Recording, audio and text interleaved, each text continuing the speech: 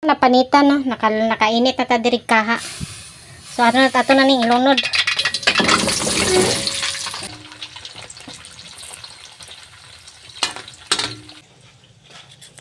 Kay request sa tumbana pag kamuti kyo. Mahal ang kamuti diri.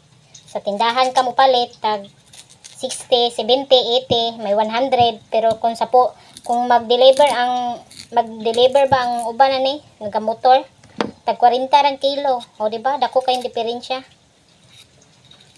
Pero okay ra man pud nagod kay ang kanang namaligya man gud sa dira sa palengke kay namang gud na sila irenta silahan pwesto. Basta sa punuan ka mo palit brato ra man gyud.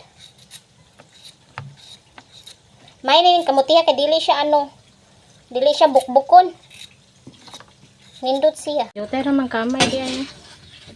Di man kayo daghan na akong nabutang. Taog kamuti kay luto na ang atong kamuti Q.